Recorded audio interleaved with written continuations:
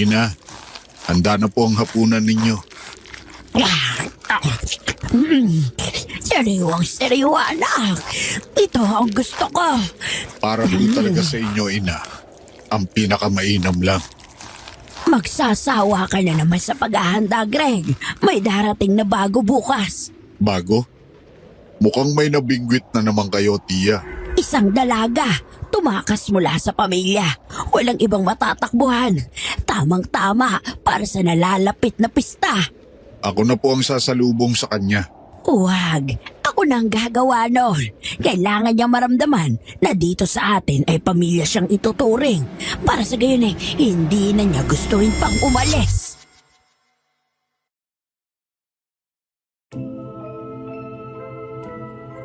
Magandang araw po sa inyo at sa lahat ng tapat na nakikinig sa inyong channel. Itagaw niyo na lamang po ako sa pangalang Nina. 21 taong gulang. Ang kwentong isinulat ko sa inyo ngayon ay isang karanasan na yumanig sa buong pagkatao ko. Isang bangungot na nagkubli sa anyo ng isang paraiso. Nagsimula ang lahat sa desperasyon kong makatakas sa sarili kong pamilya. Sa bahay namin, walang araw na hindi kami nag-aaway. Ang sigawan at batuhan ng masasakit na salita ang nagsisilbing almusal, tanghalian at hapunan namin. Ang tatay ko kapag nalalasing, nagwawala. Ang nanay ko naman sa halip na umawat, siya pang nangunguna sa pagpapalaki ng gulo. Ako bilang panganay ang laging nagsasalo ng lahat ng bigat. Pakiramdam ko para akong isang ibon na nakakulong sa isang hawla na unti-unting lumiliit. Hanggang sa wala na akong espasyong makahinga. Bawat araw lalo lang akong nasasakal sa bigat ng responsibilidad at sa sakit na dulot ng isang pamilyang dapat sanay aking kanlungan. Dumating ang araw na hindi ko na kinaya. Isang gabi matapos ang pinakamalalang away na nasaksihan ko kung saan pati ako ay nadamay na sa sakitan, nagdesisyon na ako. Habang mahimbing na ang tulog nilang lahat dahil sa pagod at alak, kinuha ko ang lahat ng naipon kong pera. Nagimpake ng ilang damit sa isang lumang backpack at tahimik na tumakas sa dilim. Sa unang 2 araw para akong ligaw na pusa sa syudad. Natutulog sa mga waiting shed. Kumakain ng tinapay para lang may laman ng tiyan. Paubos na ang pera ko at nawawalan na ako ng pag-asa.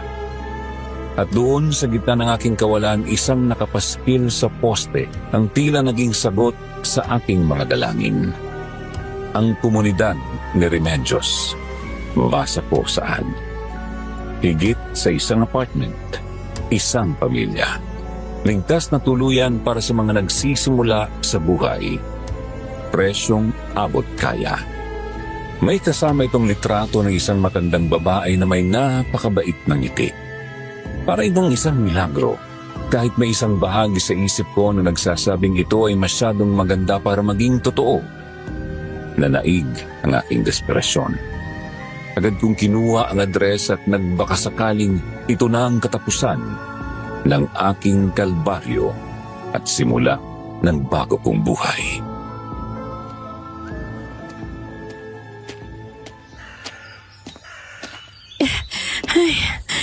Ito na siguro yun. Number 43. Hello? Sino po sila? Hello po. Ako po si Nina. Nakita ko po yung ads niyo sa poste. Para po sana sa apartment eh. Available pa po ba? Ay, oo, iha. Sakto ang dating mo. Halika, pumasok ka. Bubuksan ko ang gate para sa'yo. Wow, ang ganda naman dito sa loob ng compound. Ang linis. Tuloy ka, Nina. Ako si Remedios, pero pwede mo na rin akong tawaging Tia Remedios. Lahat na nakatira dito, yan ay ang tawag sa akin. Salamat po, Tia Remedios. Ang ganda po ng lugar ninyo. Salamat, Iha. Halika, ipapakita ko sa iyo ang bakanteng unit namin. Maliit lang to pero sinisiguro ko naman na magiging komportable ka. Eto ang unit, iha. Simple lang pero may sarili kang banyo at maliit na kusina. Meron ka na rin ditong kama at cabinet. Ang gusto ko lang naman ay makatulong sa mga kabataang tulad mo na pinipilit na magsikap sa buhay. Pero hindi gaano pinapalad ang kapalaran sa ngayon. Wow! Ang ganda po! Magkano po ang upa rito? Baka po hindi kayanan ng budget ko. Huwag mong alalahanin yan. Napakamura lang. Ang mas mahalaga sa akin ay ang magkaroon tayo ng isang masayang komunidad dito. Isang pamilya. Pamilya na nagtutulungan. Talaga po. Naku, maraming salamat po, Tia Remedios. Hindi niyo po alam kung gaano kalaking tulong ito para sa akin. Wala yun, Iha. Mula ngayon, bahagi ka na ng pamilya namin dito. Welcome sa iyong bagong tahanan.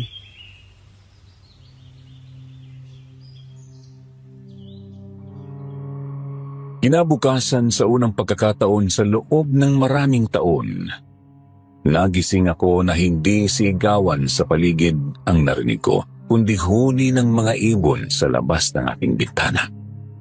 Ang sikat ng araw ay malayang pumapasok sa aking maliit na silid, at sa pagmulat ng aking mga mata, isang pakiramdam ng kapayapaan ang bumalot sa akin. Wala ang mabigat na takot sa aking dibdib. Wala ang pag-aalala kung anong gulo na naman ang madadatnan ko. Sa sandaling yon, habang nakahiga sa kama na ipinahiram sa akin ni Tia Remedios, naramdaman ko ang pag-asa. Pakiramdam ko sa wakas, pagkatapos ng lahat ng hirap, nakahanap ako ng isang lugar kung saan maaari akong magsimulang muli. Isang lugar na ligtas. Isang lugar na matatawag kong tunay na tahanan.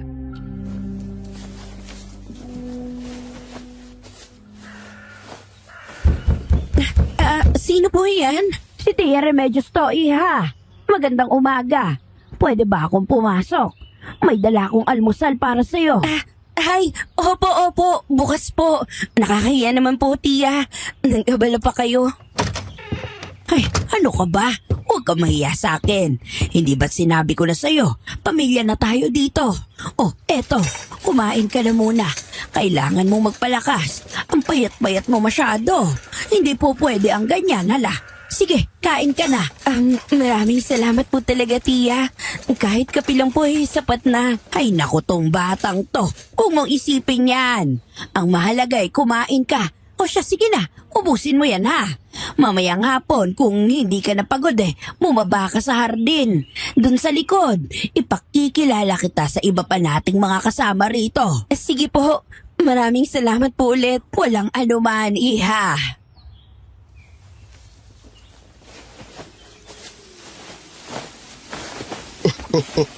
Aba, Romy, mukhang mapaparami na naman ang ani natin sa kamatis ngayong buwan. Oo nga eh. Siguradong matutuwa si Tia Remedios nito. Alam mo naman yun, paborito niya ang sinigang na may sariwang kamatis. At mukhang may nahuhuli ako ng chichismisan tungkol sa akin, ha? Ay, Tia, kayo po pala. Hindi po chismis yun. Paganga po. Kayong dalawa talaga, oh. Siya nga pala, gusto kong ipakilala sa inyo ang bago nating kapamilya, si Nina. Nina, ito naman si Mr. Santos at si Tatay Romy. Sila mga haligi ng ating komunidad. Hello po. Nina po. Ikinagagala ko po kayong makilala. Nako, Nina, welcome na welcome ka dito. Huwag ka mag-alala. Napakabait na mga tao dito, lalo na Tia Remedios namin. Kung alam mo lang, Iha, utang ko ang buhay ko sa kanya. Talaga po? Paano po nangyari yun? Dati kasi may maluba akong sakit sa baga. Tinaningan na ako ng mga doktor. Itinakwil na rin ako ng sarili kong mga anak dahil wala na raw silang mapapala sa akin. Halos kumapang ako papunta rito. Namamalimos ang tulong. Pero si Tia Remedios, hindi siya nagdalawang isip. Tinanggap niya ako. Pinatira, pinakain at inalagaan. Talaga po? Oo, Iha. Sabi niya dito walang iwanan. Binigyan niya ako ng mga halamang gamot mula sa hardin na ito. Araw-araw, dinadalhan niya ako ng mainit na sabaw. At makalipas ng ilang buwan sa hindi maipaliwanag na dahilan, unti-unting bumalik ang lakas ko. Nang bumalik ako sa doktor, gulat na gulat sila. Wala na raw bakas na sakit ko. Milagro daw. Pero alam ko, hindi lang yun milagro. Biyaya yun mula sa Diyos na dumaan kay Tia Remedios. Totoo yan sinasabi ni Lito. Lahat kami dito may kanya-kanyang kwento ng paghilom. Ako naman, nalubog ako sa utang dahil sa sugal. Iniwan ako ng asawa at anak ko. Gusto ko nang tapusin ang buhay ko noon. Pero nakita ako ni Tia Remedios. Kinausap niya ako.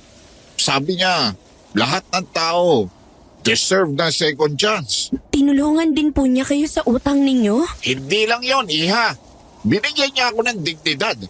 Binigyan niya ako ng trabaho dito sa komunidad. Ako ang tigaayos ng mga sirang gamit. Pinalitan niya ng pag-asa yung galit sa puso ko. Kaya tandaan mo ito, Nina. Ang lugar na ito ay sagrado. Ang tanging hinihiling lang ni Tia Remedios sa atin ay katapatan at pasasalamat. Sundin mo lang ang mga simpleng patakaran. Makiisa ka sa komunidad. At makikita mo, gaganda ang buhay mo dito. Tama na nga yung mga drama ninyo. Baka matakot pa sa inyo si Nina. Hindi po. Natutuwa po ako sa mga narinig ko. Pakiramdam ko po sa wakas, napunta ako sa tamang lugar. Sinabi ko naman sa'yo, Iha. Dito, pamilya tayo. At sa pamilya, walang napapabayaan.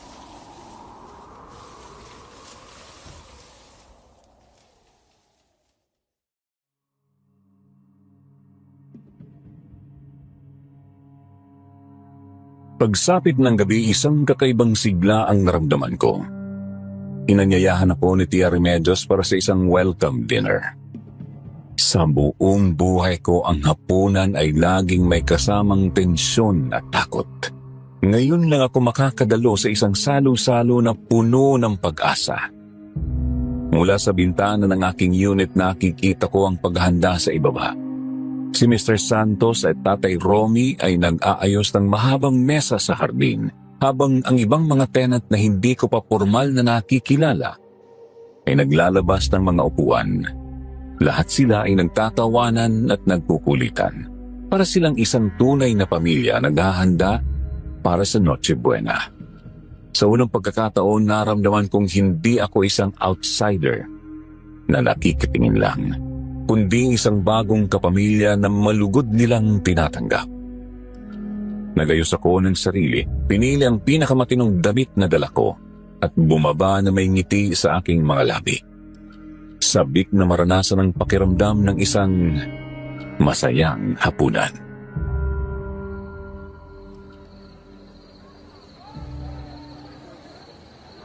Isang magandang gabi sa ating lahat. Bago tayo magsimula, gusto ko munang formal na i-welcome ang pinakabago at pinakamagandang miyembro ng ating komunidad. Isang masigabong palakpakan para kay Nina. Salamat po sa inyong lahat. Maupo ka, Iha. Dito sa tabi ko. Ikaw ang ating panauhing pandangal ngayong gabi. Ang gabing ito ay para sa iyo. Isang pagpapatunay na dito sa ating komunidad, walang sino man ang nag-iisa. Tama si Tia. Nako, Nina, masasanay ka rin sa amin. Isang beses sa isang linggo, laging ganito, para tayong may fiesta. Ito ang paraan ng pasasalamat. Pasasalamat sa mga biyayang natatanggap natin at sa pagdating ng mga bagong miyembro tulad mo na nagpapatibay ng ating pagsasama. Nakakatuwa naman po pala dito. Saan man po ako nanggaling hindi po ganito. Kalimutan mo na ang nakaraan, Iha. Ang mahalaga ay ang ngayon at ngayong gabi para ipagdiwang ang iyong pagdating. Nagluto ako ng isang espesyal na putahe, isang recipe na pamana pa ng aking mga ninuno at tiniluluto ko lang sa mga pinaka-espesyal na okasyon.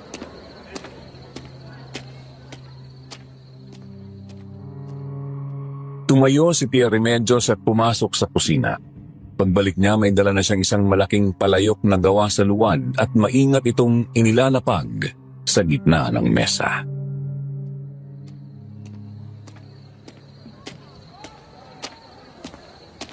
Ayan na! Ayan na! ang hinihintay ng lahat! Nako, naaamoy ko palang naglalaway na ako. 1 taong ko na yata itong hindi natitikman. Greg, anak, ikaw na ang maghahain ito sa bisita natin. Sige po, inay. Sandali lang at sasalinan ko lang siya. Ano po ito, tiya? Mukha pong dinuguan pero mas maitim at mas malapot ang pagkakaluto nito. Masasabi natin pinsan ng dinuguan. Pero mas espesyal to. Mas puro. Mas masustansya. Sige na, tikman mo, iha. Ito na, Nina. Tikman mo. Salamat, Greg.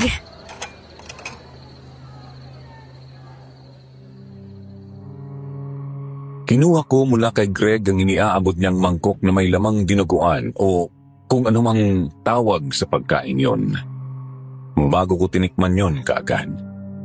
Hindi ko maiwasang mapansin noon na titig sa akin si Greg at ang seryoso ng mukha niya.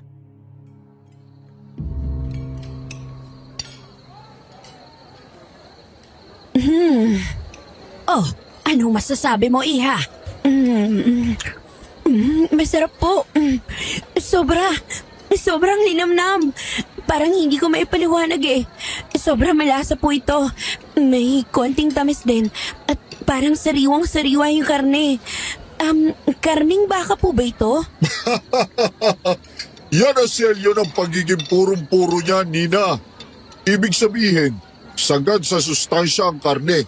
Kaya ganyan ang lasa. Oo, yung lasang yan, yan ang pampalakas. Ako, pagkatapos mong kumain yan, bukas na bukas, ang gaan-gaan ang pakiramdam mo. Talaga po? Sige po.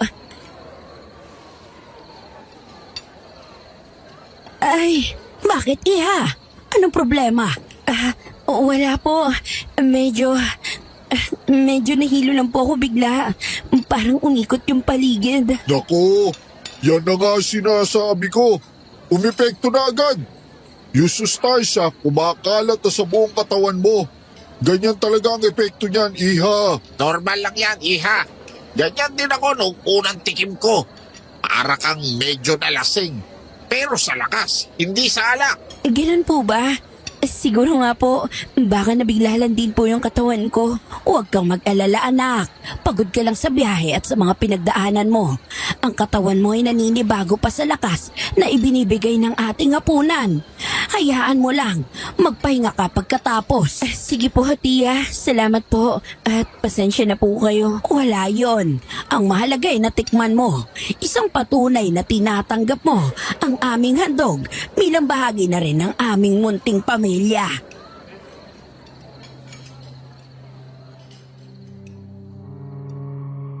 Pagkatapos ng hapunan, bumalik ako sa aking silid na may ngiti sa labi. Pero may kakaibang pakiramdam sa aking katawan. Ang pagkahilo ay unti-unti nang nawawala, ngunit napalitan ito ng isang di maipaliwanag na kabigatan, na parabang ang bawat pagkain na isinubo ko ay may sariling buhay sa loob ng aking tiyan. Sinubukan kong iwaksi ito. Sabi ko sa aking sarili, pagod lang ako. Baka nga nabigla lang ang katawan ko sa masarap na pagkain. Humiga ako sa kama at ipinikit ang aking mga mata. Pilit na binabalikan ang masasayang mukha ng mga tao na nakasalo ko kanina. Sila ang pamilyang hindi ko kailanman naranasan o kailanman ay hindi ako nagkaroon. Ngunit sa likod ng aking mga talukap, ang imahe na paulit-ulit na bumabalik ay hindi ang kanilang mga ngiti, kundi ang maitim at malapot na dinuguan at ang kakaibang lasa nito na tila nananatili pa rin sa aking dila.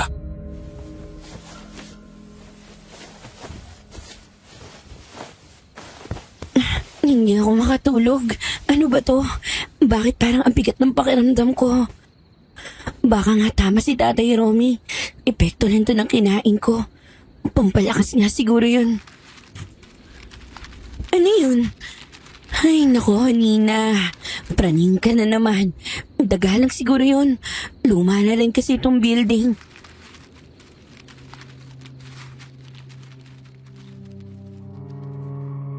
Pinakalma ko ang sarili ko nang makarinig ako ng kaluskos sa labas ng pinto ng apartment ko. Noong una akala ko guni-guni ko lang yon. pero muling naulit yung kaluskos. Maya-maya, mas malakas na yun. Tunog na parang may hinihila sa sahig.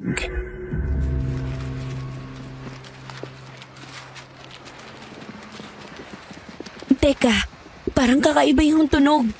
Hindi tunog ng daga yun eh. Parang may mabigat na bagay na kinakaladkad sa sahig. Teka, titingnan ko nga. Huwag kang matakot, Self. Baka pusa lang yan o baka isa sa mga tenant na may hinihilang gamit. Pero anong oras na eh?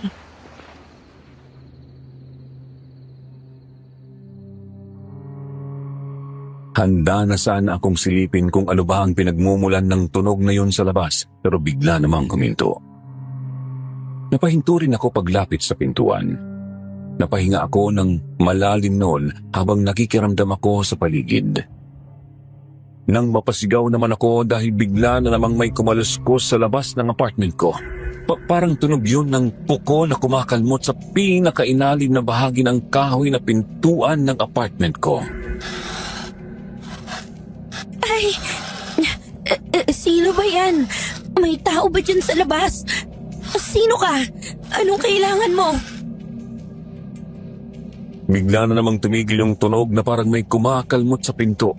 Halos ilang minuto rin na ang narinig ko lang noon ay ang tibok ng puso ko. Okay, kalma. Baka guni-guni ko lang yun. Baka epekto pa rin to ng hapunan namin kanina. Tama, guni-guni lang. Teka, anino ba yun? Oh, anino nga?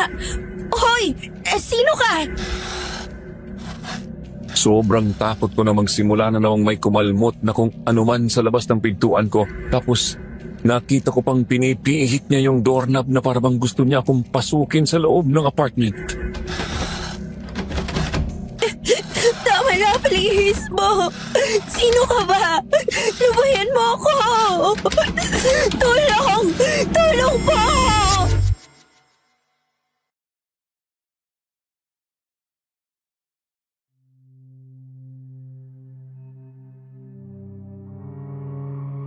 Sa pagsigaw kong yon, bigla na namang tumahimik ang lahat. Nawala ang pagkalmot. Nawala rin ang aninong nakikita ko sa nakasaranong bintana. Paglipas ng 1 minuto may narinig akong mga yabag. Normal na yabag ng tao papalapit sa pinto.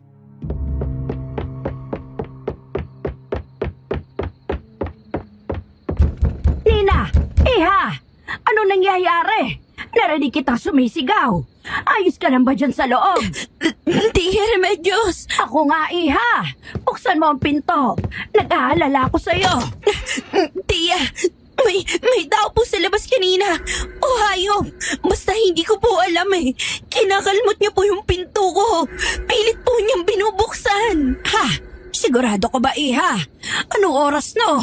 Tulog na ang lahat. Tsak na wala nang gising ngayon dito sa compound. Pero sigurado po ako, Tia. May narinig ako at may nakita akong anino kanina dyan sa labas. Teka, bakit hinihipo niyo po yung noo ko? Hindi ka naman nilalagnat. Bakit para naghahalusinig kaya ta, Iha? Ganito ha, pakinggan mo si Tia. Baka nananaginip ka lang ng gising dahil sa kaiisip mo. O baka naman dala lang yan ng pagod mo. Minsan kapag pagod ang isip, kung ano-ano ang naririnig at nakikita natin, kahit hindi naman pala yun totoo. Isa pa, maigpit ang seguridad dito sa compound. Bawal magpapasok basta-basta ng mga tagalabas. Kaya, imposible ang sinasabi mo. Marami tayong tagabantay dyan sa paligid. Pero parang totoo po talaga. Sige, ganito, iiwan ko bukas ang ilaw dito sa hallway para hindi ka matakot. At kung may marinig ka ulit, katukin mo lang ang pader. Katabi lang nitong inuupahan mo ang tinutuluyan ko. Hindi kita pababayaan. Naintindihan mo ba, Iha? Ligtas ka rito. Sige po, Tia. Maraming salamat po at pasensya na rin po sa abala. Wala yun, Iha. Sige na, bumalik ka na sa loob at subukan mo ng matulog. Magdasal ka. Walang masamang mangyayari sa'yo dito. Pangako ko yan.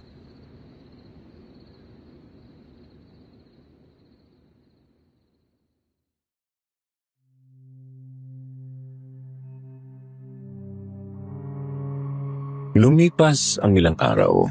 Sinubukan kong ibaon sa limot ang nangyari noong gabing yun.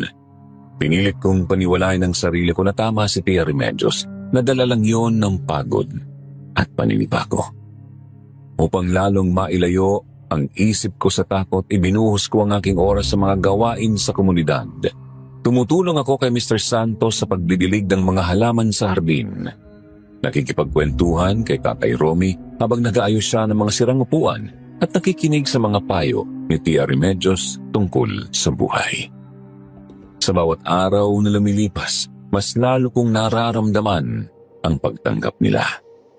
Ang kanilang kabaitan ay parang isang malambot na kumot na unti-unting bumabalot sa akin.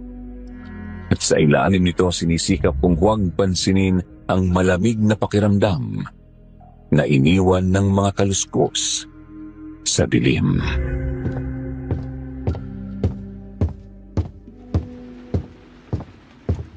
Tia Remedios? Tia? Nasa kusina ako, iha. Tia? Oh, bakit? Tia, tatanungin ko lang po sana.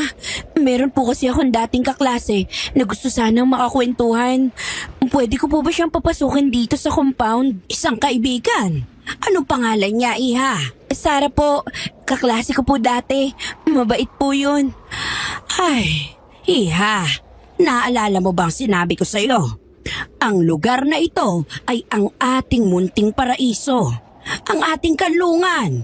Ang mga patakaran dito ay ginawa para maprotektahan ang kapayapaan na meron tayo. Opo, Tia. Kaya nga po ako nagpapaalam. Ang pagpapapasok ng tagalabas ay parang pagbubukas ng pinto sa mga problema ng mundo. Hindi natin alam kung ano ang dala nilang hangin.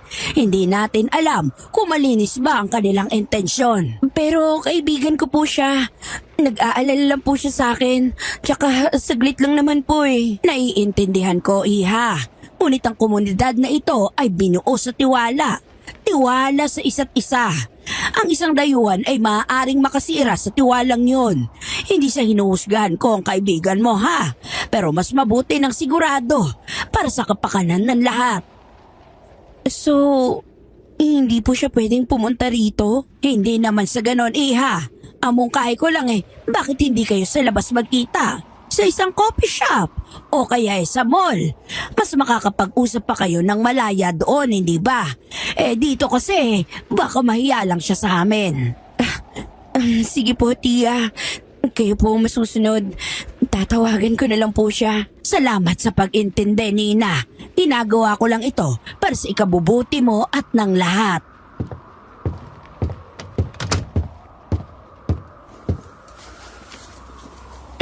Naman ngayon pa ako naubusan noon. Nasaan na ba yung... Ay, wala na pala akong stocks. Kailangan ko nang bumili.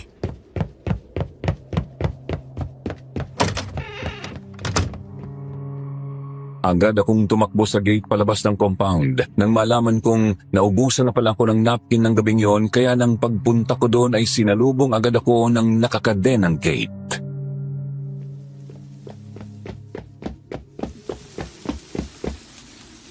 Bakit nakalak?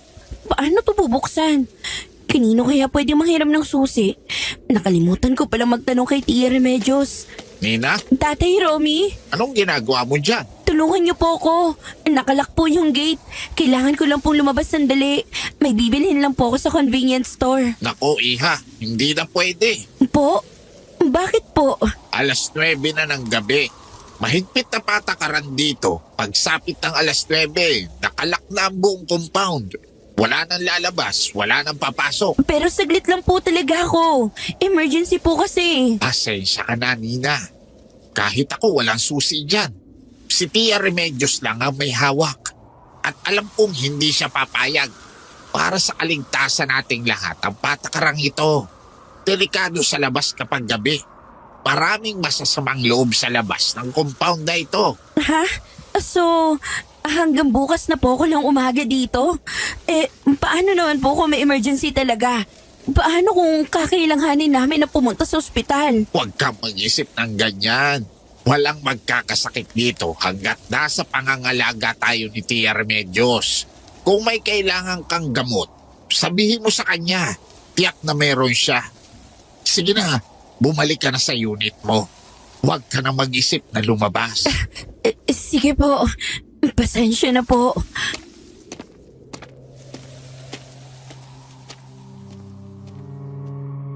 Hindi ako bumalik agad sa aking unit. Nanatili akong nakatayo sa harap ng malaki at mabigat na gate. Nakatingin sa kadena at sa makapal na kandado na nagsisilbing harang sa pagitan ko at ng mundo sa labas. Mula rito, dinig na dinig ko pa rin ang buhay sa kalsada. Ang busina ng mga sasakyan, ang malabong tunog ng musika mula sa isang kapitbahay, ang tawanan ng mga taong malayang nakakalabas. Ang mga pamilyar na ingay na yon ay tila napakalayo na ngayon. Parang mga alaala mula sa isang buhay na hindi na sa akin. Dito sa loob ng compound, ang hangin ay tahimik at mabigat. Ang pinangakong kapayapaan ay unti-unti kong nararamdaman bilang isang nakabibinging katahimikan. Ang kaligtasan ay nagiging isang hawla. At sa bawat segundo na nakatayo ako roon, ang komunidad na inakala kong kanlungan ay mas nagmumukhang isang magandang kulungan.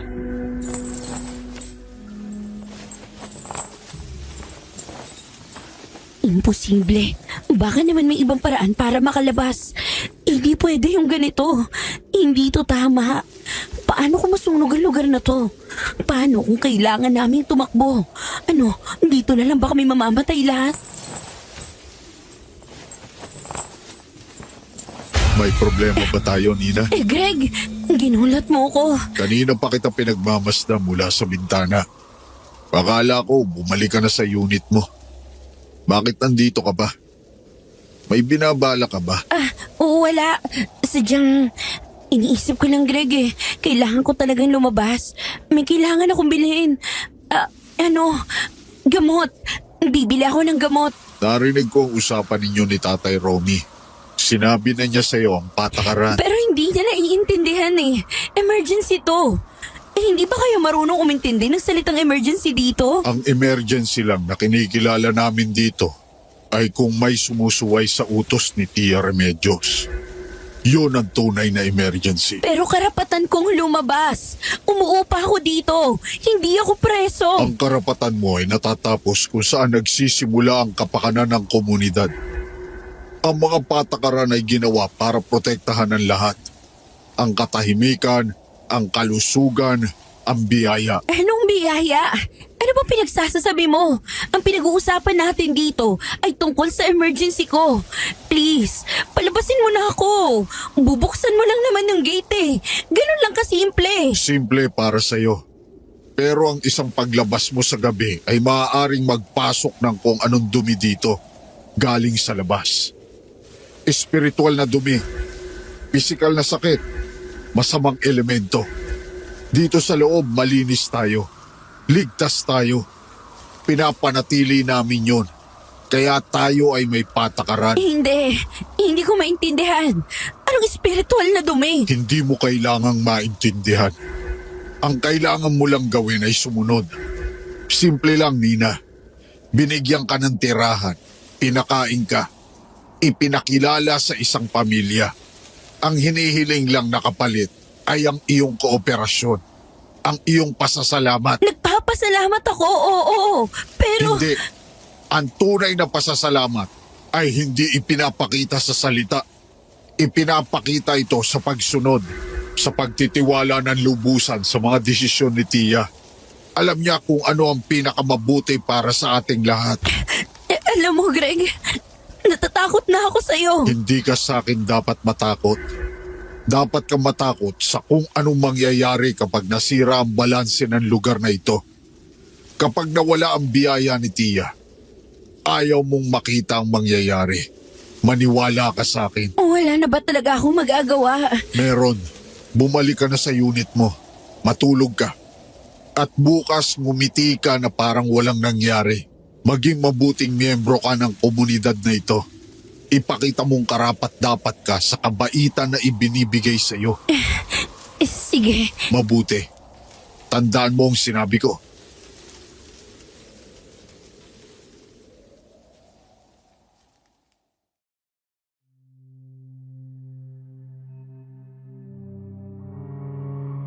Sa mga sumunod na araw, ang pakiramdam ng pagiging bilanggo ay naging isang katotohanan na hindi ko na matakasan. Bawat sulok ng apartment building na dati nagbibigay sa akin ng kapanatagan ay tila may mga matang nakamasid. Bawat ngiti ng mga tenant na dati nagpapakalma sa akin ay parang isang maskara na nagtatago sa kung anumang kadiliman ang mayroon sila. Ang mga babala ni Greg ay umuukit sa aking isipan. At dahil doon, bawat kilos ko ay maingat at pinag-iisipan. Hindi na ako sumubok na lumabas pa o sumuway. Naging anino na lang ako sa loob ng komunidad. Nakikibagay, ngumingiti kapag kinakausap. Ngunit sa loob-loob ko, nag-iipon ako ng tapang at naghaharap ng kahit isang maliit na siwang. Isang pagkakataon para makatakas sa lugar na yon. Alam ko kasi ng mga panahong yon na hindi ako pwedeng basta-basta na lang umalis. Lalo na't malaki na ang utang na loob ko kay Tia Remedios. Ang sabi ko sa sarili ko noon ay hahanap lang ako ng pagkakataon.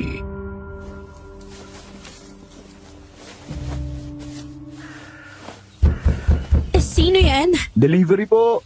May package po para kay Miss Nina Reyes. Package? Wala naman akong in-order. At hindi Reyes ang apelyido ko. Pasensya na kuya. Baka nagkamali lang kayo ng unit. Hindi ako si Nina Reyes. Ay, kayo po si Nina, di ba? Pasensya na sa apelyido, ma'am. Medyo nabura na kasi yung sulat sa resibo. Pero sigurado po akong para sa inyo to. Kayo po yung tinuro ng nakausap ko kanina eh. Sa Unit 7 para kay Nina. Patingin nga. Sige, akin na. Salamat. Walang anuman po, ma'am. Bago lang po kayo dito, no? Ngayon lang kasi kita nakita eh. Madalas po ako mag-deliver dito sa building. At kung hindi nyo na itatanong, bukod tanging ako lang ang pinagkakatiwalaan ng ilang tenant dito na makapasok dito sa compound. Para hindi na sila lalabas pa. Oo. Bago lang ako. Nagpapapasok pala sila ng ibang tao dito. Akala ko hindi. Matagal din po bago ko nakuha ang loob ng mga taga rito. Sila mismo ang nakiusap na papasukin ako kapag may delivery. Para meron silang mauutusan sa labas. Buti nga at pumayag sa wakas yung may-ari. Siya nga po pala. Kamusta naman po ang pagtira dito? Mukhang tahimik, no? Tsaka sabi nila, napakabait daw ng may-ari. Si Tia Remedios. Oo, mabait siya. Mabuti naman po kung ganun. Ang importante, nasa mabuti kayong kalagayan. Kasi yung huling umupa dyan sa unit nyo, ma'am, hindi na namin makontak. Ha? Sayang, may naiwan pa naman siyang delivery sa akin. Kaibigan ko po kasi yon. Si Ana. Maganda, bata pa. Parang kaedad nyo lang. Matagal na po siyang hindi nagpaparamdam. Baka po sakaling may nabanggit sa inyo yung may-ari nitong apartment. O baka may naiwan siyang gamit dyan sa loob ng unit. Wala. Wala akong kilalang Ana. At malinis ang unit na to nung lumipat ako. Ganun po ba? Sayang naman. Nag-aalala na po kasi talaga ako. Kaming mga kaibigan niya. Pasensya na. Wala talaga akong may tutulong sa iyo eh. Sige po ma'am. Pasensya na sa abala. Papirma na lang po dito sa resibo. Patunay na na-deliver ko na tong package. Sige. Ayan, dyan lang po sa may linya ma'am. Pangalan lang po tsaka pirma. Eto na. Yun, salamat po ma'am. Naku, pasensya na po ulit sa abala. Sana po magustuhan niyo kung ano man yung laman ng package. Sige po, una na ako.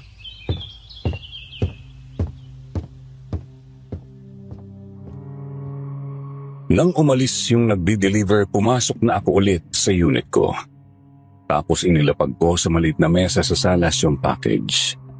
Habang may tumatakbong tanong sa isip ko, sinimulan ko nang buksan yun.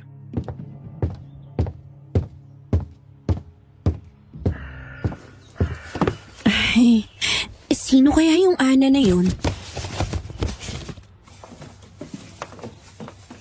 Ano ba to? Puro lumang dyaryo lang naman ang laman nito eh.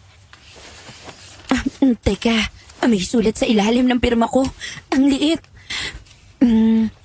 Nasa panganib ka. Huwag kang magtitiwala kahit kanino.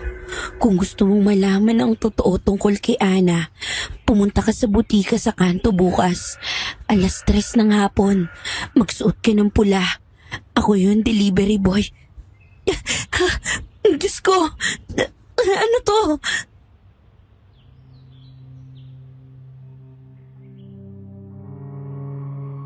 Hindi ako nakatulog ng gabing yun. Ang delivery receipt na may maliit na sulat ay nasa tabi ng aking unan. At bawat ilang minuto ay kinakap ako ito sa dilim para siguraduhin naroon pa yon na hindi ko lang yun napanaginipan. Ang isip ko ay isang malaking digmaan. Sa isang panig naroon ang takot na baka ang lahat ng ito ay isang patibong na inihanda nila Tia Remedios para subukan ang aking katapatan. Takot na sa sandaling itapak ko ang aking mga paa sa labas ng gate para sundin ang utos sa sulat, yun na ang magiging katapusan ko. Nang mga panahong yun kasi alam ko ng mga hindi normal na tao ang nakatira sa compound na yun. Kaya natatakot akong kalabanin o suwayin ang utos nila. Marami na akong napapansin pero pinilit kong magbulag-bulagan sa mga ebidensya dahil ayokong patunayan sa sarili kong nagkamali ako sa ginawa ko. Pero dahil sa delivery boy na yon, parang bigla na lang akong nagkaroon ng bagong pag-asa. Ito ang unang pagkakataon mula nang tumakas ako sa aming bahay na may isang taong tila kumakampi sa akin. At kahit gaano ito kapanganib, ang pag-asang yun ay mas malakas kaysa sa takot kong manatili sa lugar na yun.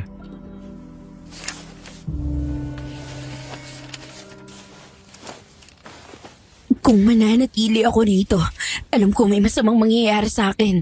Kailangan ko subukan. Pula. Kailangan ko maghanap ng pula. Bahala na. Ito na lang ang pag-aasa ko.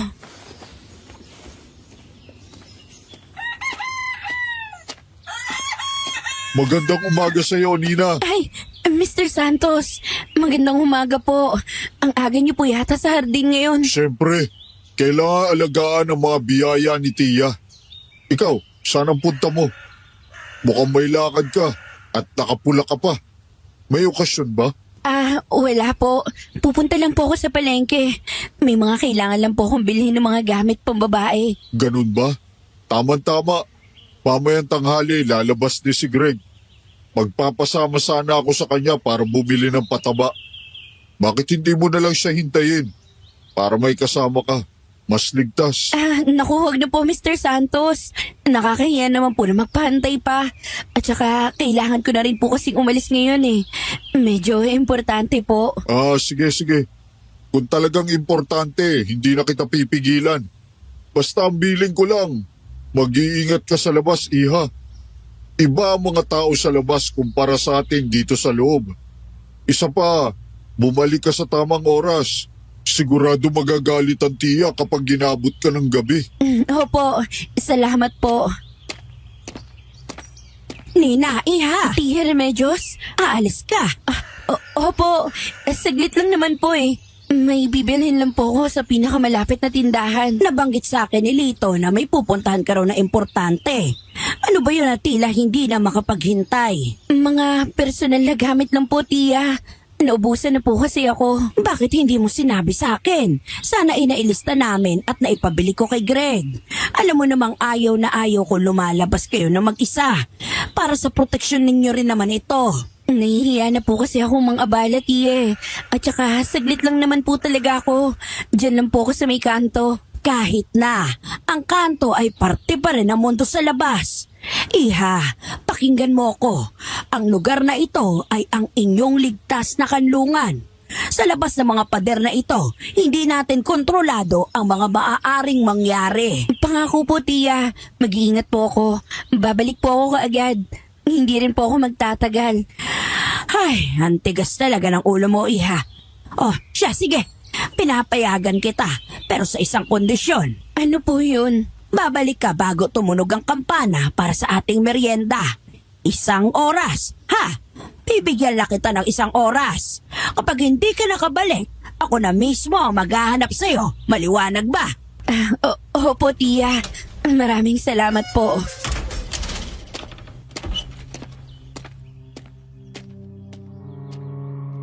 Ang bawat hakbang ko papalayo sa gate ng komunidad ay may kasamang bigat at gaan. Gaan dahil sa wakas ay nalalanghap ko ulit ang hangin sa labas, ang hangin ng kalayaan na hindi kontrolado at hindi binabantayan.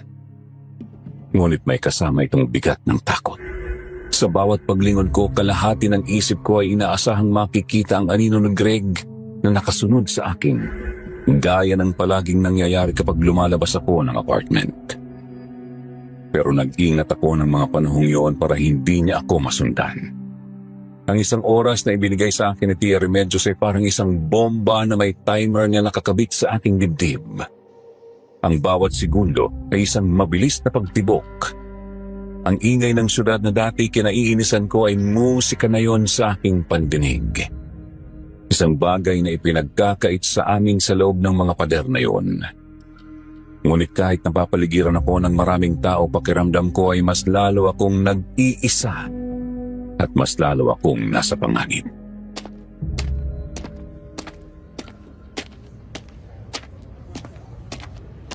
Malapit na mag-alas 3. Nasaan na ba yung butika? Ayun pala, nakikita ko na.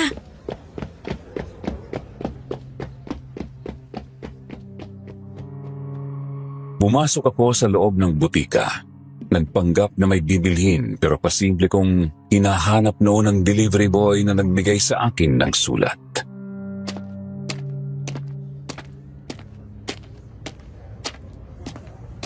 Miss, huwag kang lilingon bigla. Dahan-dahan lang. Kunwari, nagtatanong ka lang sa akin. Kuya? Alam mo ba kung saan nakalagay yung gamot para sa kati-kati? Inaatake kasi ako ng allergy ko eh. Ah, yun ba? Nasa kabilang aisle. Sumunod ka sa akin. Dahan-dahan lang. Salamat sa pagpunta at sa pagsunod sa instruction. Sino ka ba talaga? Bakit mo to ginagawa? At ano ba yung sinasabi mo doon sa sulat? Ako si Javier. Kapatid ako ni Ana. Si Ana? Yung dating umuupa sa unit ko na sabi mo'y nawawala. Ano bang nangyari sa kanya? Ang huling balita ako sa kanya, masaya siya dyan sa loob. Buong-buo ang tiwala niya kay Remedios. Pero makalipas ang ilang linggo, nagbagong lahat. Nagsimula siyang tumawag sa akin na umiiyak. Takot na takot. Sinasabi niyang may mali sa lugar na yon. Pati na rin sa mga tao. Katulad ng mga nararamdaman mo ngayon. Sigurado ako. Papaano mo nalaman yun? Binabantayan kita. Simula nang tumira ka doon. Palihim na kitang minamatyagan. Anong nangyari sa huli ninyong pag-uusap ng kapatid mo? Gabi nun, umiiyak siya sa telepono.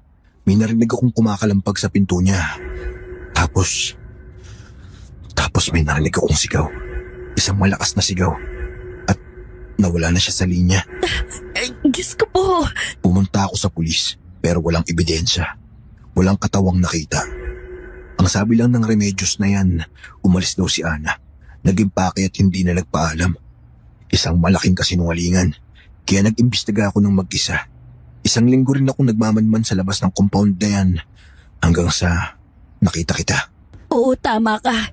Lahat ng sinasabi mo, nararanasan ko. Ang mga patakaran, ang pagbabantay, pati yung mga, yung mga kakaibang pagkain nila. Pagkain? Anong pagkain? Isang klase yun ang dinuguan eh. Sobrang itim at saka lapot. At pagkatapos kong kumain nun, nakarinig ako ng mga kalmot sa pintuan ko. Buisit. Kailangan natin makakuha ng ebidensya, Nina.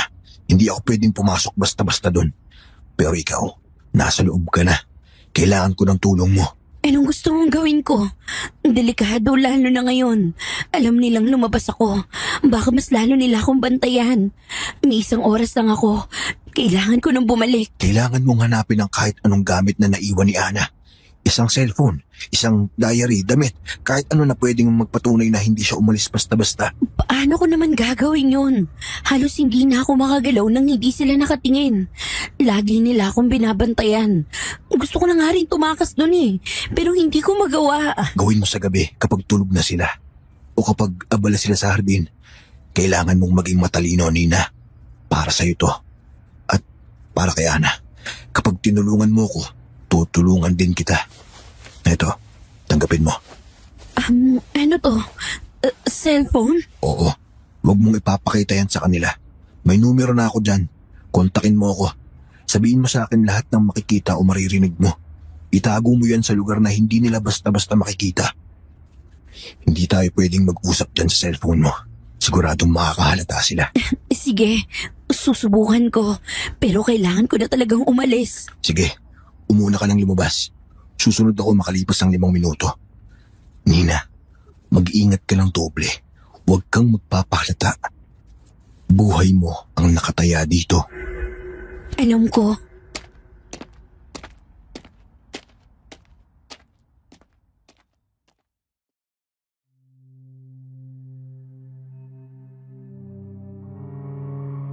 Pagbalik ko sa loob ng compound, sinalubong ako ni Tia Remedios ng may matamis na pagbati. Tinanong kung naging maayos ba ang aking lakad. Tumango lang ako at ngumiti sa kanya ng peke. Ang bawat segundo na hawak ko ang burner phone sa aking bulsa habang kausap siya ay parang isang malaking panganib na kailangan kong lampasan. Pakiramdam ko anumang oras ay mahuhulog yung binigay sa akin ni Javier o kaya naman ay may kakayahan siyang makita ang laman ng aking mga bulsa at ang mga sikretong tumatakbo sa aking isipan. Ang isang oras na kalayaan sa labas ay nagbigay sa akin ng pag-asa, ngunit nagdulot din ito ng isang bagong klase ng bigat. Pagpasok ko sa unit ko, nakahinga agad ako ng maluwag. Napaisip ako habang inililibot ang tingin ko sa paligid.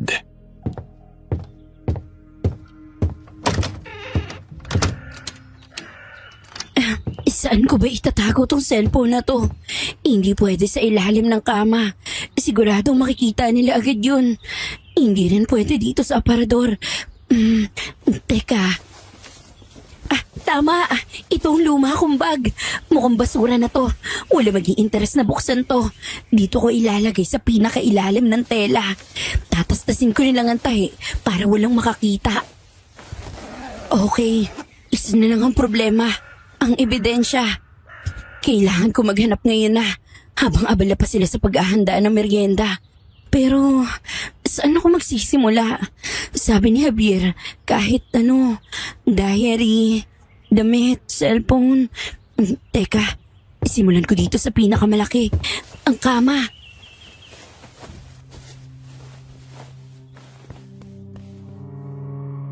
Nagsimula na akong maghanap sa loob ng apartment ng kahit na anong bagay na pwedeng gamitin ni Javier bilang ebidensya. Kabadong-kabado ako noon.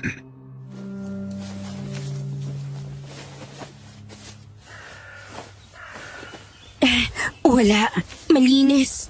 Masyadong malinis dito. Parang nilinis ng gusto para walang maiwang bakas. Wala rin dito. Wala din sa aparador. Saan ko naman yung nahanapin? Wala rin dito. Teka. Ano tong nasa cabinet? May tape. May nakadikit na papel. Sulat ito. Kung sino man ang nagbabasa nito, nakikiusap ako sa iyo, umalis ka na sa lugar na to. Huwag kang maniwala sa mga ngiti ni Tia. Laso ng kabaitan niya. Ang espesyal na dinuguan nila, hindi dugo ng hayop ang ginagamit nila sa paggawa nun, kundi dugo ng tao. Mga halimaw sila. Pinakain din nila ako noon. Pagkatapos, nagsimula na ang bangungot ko. Nagpapanamdam na sila sa akin. Huwag mong iinumin ang alak sa pista ng pasasalamat. Patibong yon. Nakikiusap ako, tumakas ka na hanggat may oras ka pa. Huwag ka sanang maging katulad ko. Ana. Si Ana ang nagsulat nito. Totoo nga. Totoo lahat.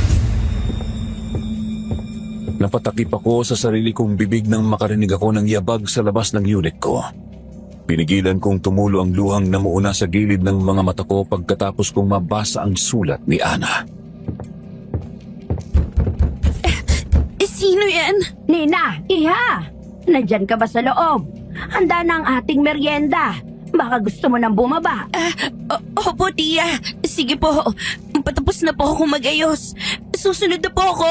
Mabuti naman kung ganon. Bilisan mo na, Iha, ha? Nagluto na ako ng paborito mo. Tinola. Mainit pa. Hihintayin ka namin. Paborito ko? Alam niya ang paborito ko. Pinapanood nga nila ako.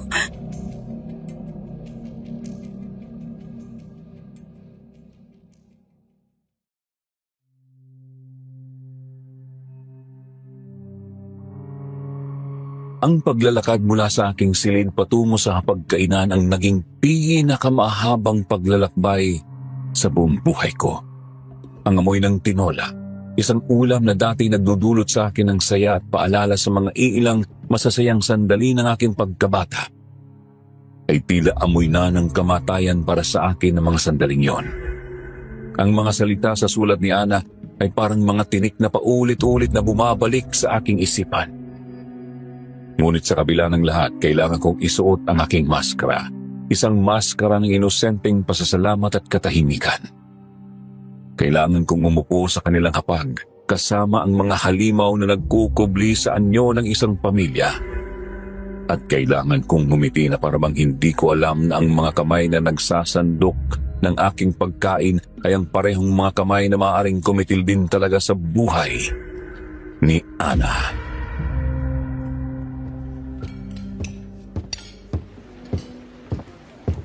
Iha, halika dito ka maupo sa tabi ko. Tamang-tama ang pagbaba mo. Mainit pa ang sabaw. Salamat po, Tia. O Nina, ayos ka na ba? Narinig ko kay Tia na tila hindi maganda ang pakiramdam mo kanina nung umuwi ka. Kaya pala lumabas ka ay para bumili ng gamot. Okay na po ako, Mr. Santos. Siguro po ay gutom lang. Oh, talaga ba, Iha? Pero bakit parang namumutla ka? Oh, sigurado ko ba na ayos ka lang? Baka may gusto ko pang kainin. Sabihin mo lang at ipagluluto kita. Hindi po, Tia. Ayos lang po talaga ako. At saka, paborito ko po itong tinola. Kaya po siguradong gaganahan ako. Mabuti naman kung ganon. Hala, sige, kumain ka ng marami. Ang sabaw ng manok ay magaling pagpapabalik ng lakas. Lalo na kung ang manok ay galing mismo sa ating alaga sa likod ng bahay. Sariwang-sariwa. Tama, sariwa ang pinakamasarap. Tiyak yan, Greg. Walang papantay sa sariwa. Kaya dapat nating ingatan ang ating mga alaga. Hindi ba, Nina? Opo. Alam nyo, naaalala ko tuloy ang isa nating dating kasamahan dito. Itinuring ko siyang parang tunay na anak. Paborito niya rin ang tinola ko. Ngunit isang araw nagsimula siyang maghanap ng ibang mga kaibigan sa labas. Ang mga kaibigan na nagturo sa kanya ng mga bagay na hindi maganda. Unti-unti, nakalimot na siya sa atin. Sa ating pamilya. Ang walang utang na loob na yon. Pagkatapos ng lahat ng ginawa ni Tia para sa kanya. Isang araw nawala na lang siya na parang bula. Nag-impake na kanya mga gamit at umalis nang hindi man lang nagpapaalam. Iniwan niya kami. Iniwan niya ako. Napakasakit doon para sa akin. At hanggang ngayon hindi ko alam kung ano ang nagawa ko na pagkukulang sa kanya. Sayang naman po. Sayang talaga, Iha. Kaya sana ikaw huwag na huwag kang tutulad sa kanya. Sana ay pahalagaan mo ang pamilyang natagpuan mo rito. Dahil dito, hindi ka namin pababayaan hanggat mananatili ka na tapat. Kailangan mong kumain. Kahit isang subo lang. Huwag ka magpapahalata, Nina. Iha, bakit tila hindi mo ginagalaw ang pagkain mo? Kanina ka pa nakatitig dyan. Ayaw mo ba ng luto ko? Hindi po, Tia. Masarap po. Sobrang sarap po Medyo mainit lang po talaga. Inihintay ko lang po lumamig ng kaunti. Ganun ba? Oh, sige.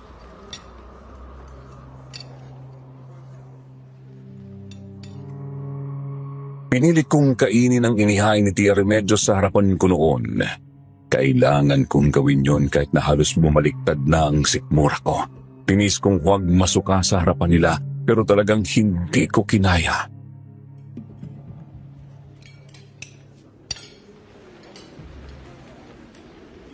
Tia, tapos na po ako.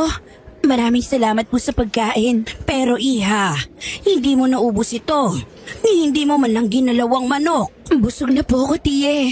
Pasensya na po kayo Mukhang masama pa rin pala ang pakiramdam ko. Aakyat na po muna ako sa taas para magpahinga. Babawi na lang po ako sa hapunan. Oh, sige. Kung yan ang gusto mo, magpahinga kang mabuti.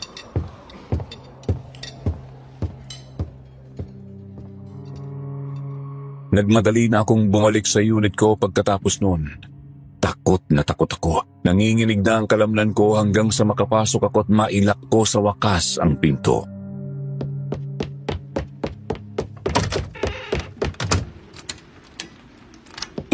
Si Javier. Kailangan ko makausap si Javier ngayon na. Javier, Javier, si Nina to. Tama ka. Lahat ng hinala mo ay totoo. Nakahanap ako ng sulat mula kay Ana. Sinabi niya ang tungkol sa dinuguan. Dugo daw yun ng tao. At nagbabala siya tungkol sa pista ng pasasalamat. Patibong daw yun. Natatakot na ako. Anong gagawin ko? Huminahon ka, Nina. Huwag kang gagawa ng kahit anong biglaang desisyon. Delikado. Itago mong mabuti ang sulat. Yan ang pinaka-importanting ebidensya natin. Kailan ang pista ng pasasalamat na sinasabi niya? Kailan? Hindi ko alam eh. Hindi niya sinabi sa sulat. Kailangan kong malaman. Kailangan kong alamin kung kailan ang pista.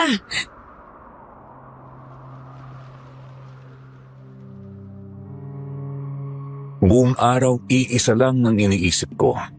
Kailan gaganapin ang pista ng pasasalamat? Hindi ko pwedeng basta itanong dahil malalantad ako. Kapag nagtanong ako, ibig sabihin may alam na ako at tiyak na magdududa sila. Kailangan kong maging maingat. Inuugol ko ang maghapon sa pagmamasid. Nakita ko si Tia Remedios na abala sa mga paso, kalmado pero laging nakamasid. Si Greg naman tahimik habang nagbubuhat ng mga sako at sina Mr. Santos at Tatay Romy, sila ang nakikita kong pinakamadaling lapitan. Alam kong kung makakahanap ako ng tamang pagkakataon, baka sa kanila ko maisingit ang tanong na matagal ko nang gustong itanong.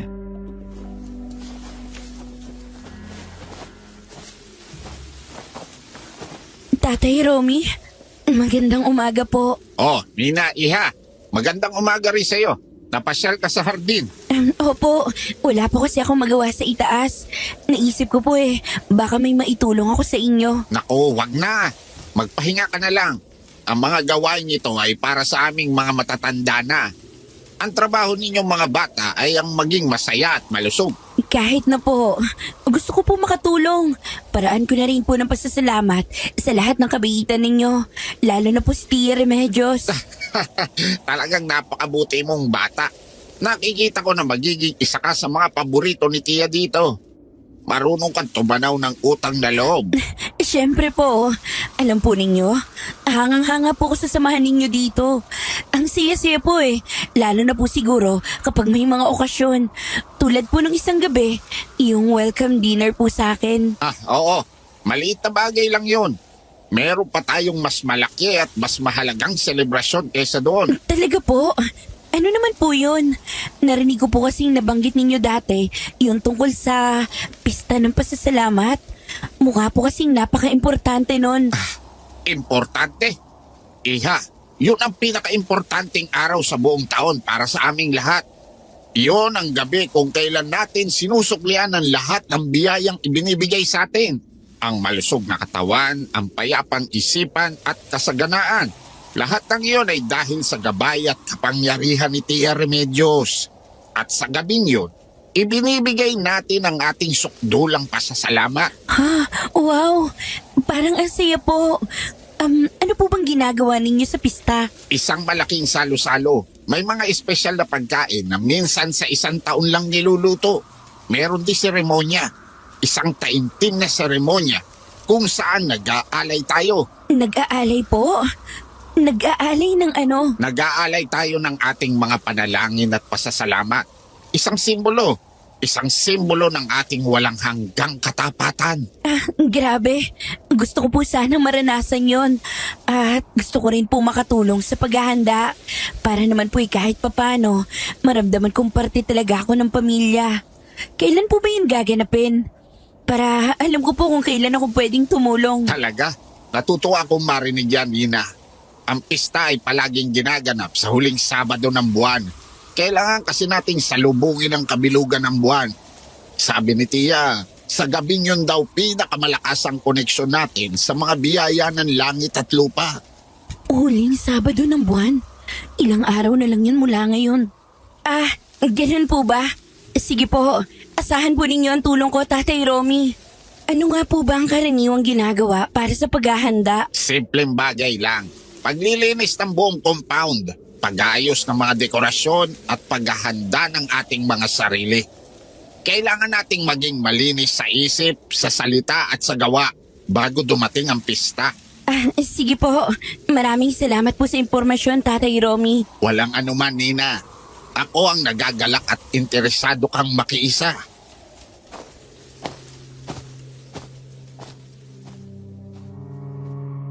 Matapos ang pag-uusap namin yon ni Tatay Romy, bumalik agad ako sa apartment. Punong-puno ng pagkasabik ang dibdib ko na ibalita kay Javier ang nalaman ko. Tinawagan ko ulit siya sa cellphone.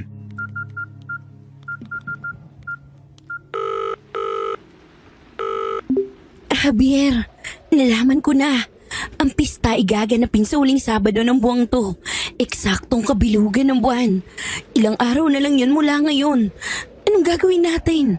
Anong plano? Kailangan nating magmadali. Nina, may nalaman ako. Merong isang tao na pwedeng makatulong sa atin. Si Mang Nestor.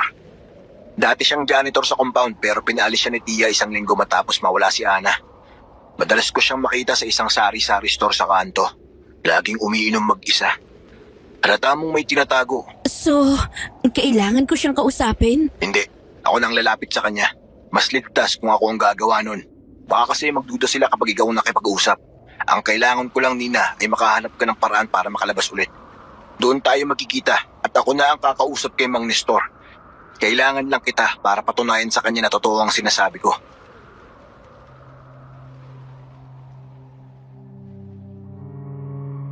Yun ang sinabi ni Javier bago natapos ang tawag namin.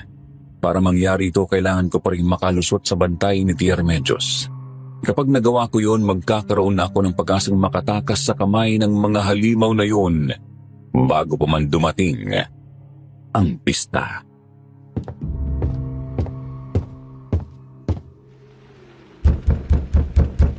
Tuloy.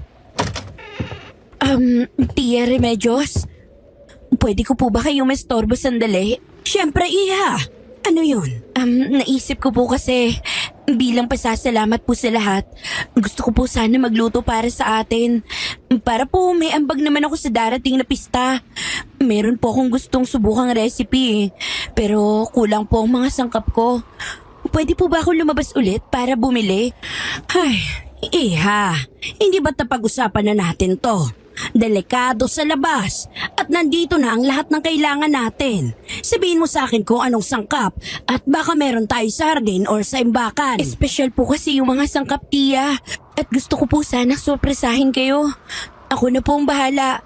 Pangako po, mas bibilisan ko pa kaysa kahapon. Hindi niyo po mamamalayan, nakabalik na ako. Hindi naman po ako sumuway sa utos niyo, hindi po ba? Mapilit ka talaga. O, sige, pero ito na ang huli. Sa mga susunod na araw, hindi ka na pwedeng lumabas. Kailangan na nating maghanda para sa pista. Kailangan nating mapanatiling malinis at dalisay ang ating komunidad. Walang papasok, walang lalabas. Maliwanag ba? Opo, Tia. Maliwanag po. Maraming salamat po.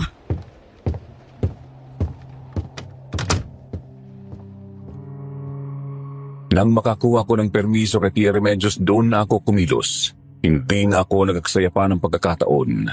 Pinuntahan ko agad si Mang Nestor kasama si Javier.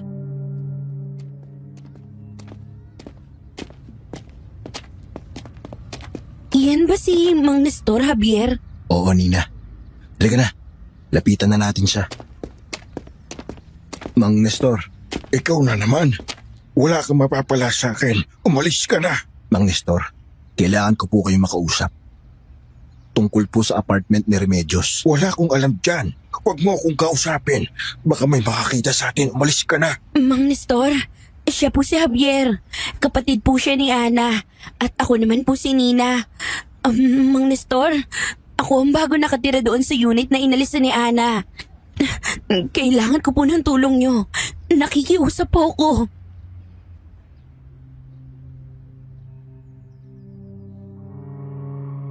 Halata sa mukha ni Mang Nestor na namigla siya sa sinabi ko. Tinitigan niya ang mukha ko noon. Pagkatapos bigla niya akong hinawakan sa balikat.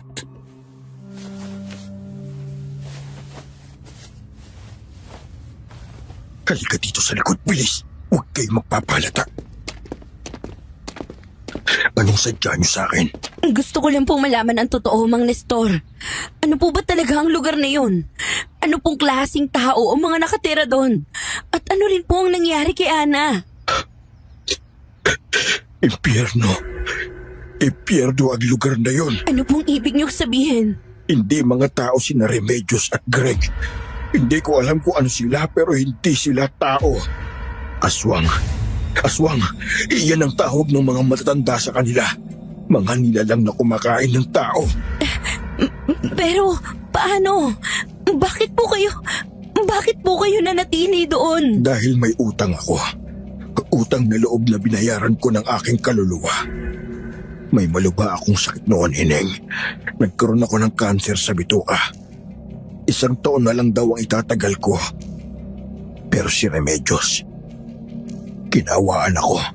Ginamot niya ako gamit ang mga dahon at mga bulong na hindi ko maintindihan. Gumaling ako. Walang doktor ang makapaniwala. Pero bilang kapalit, hiningi niya ang aking pananahimik, ang aking pagkabulag, habang nagseserbisyo sa kanila. Ang pista ng pasasalamat. Ano po yun? Hindi yun pista. Isa yung ritual. Isang sakripisyo. Bawat taon kailangan nila ng alay. Isang bagong salta. Isang taong walang pamilya na maghahanap pa. Ang buhay ng alay ang nagiging kapalit ng lakas at kalusugan ng lahat ng miyembro ng kulto niya. Kulto? Oo. Ang mga tenant. Alam nila. Nakikinabang sila.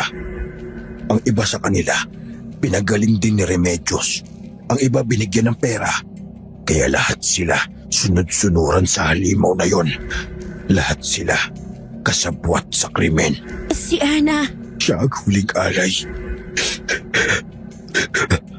Noong gabi ng pista noong 1 taon, nakita ko silang lahat na nag-anyong hindi ko mawari. Hinila nila ang kawawang bata. Sumisigaw. Nagmamakaawa. Pero walang tumulog. Maging ako. Wala akong ginawa.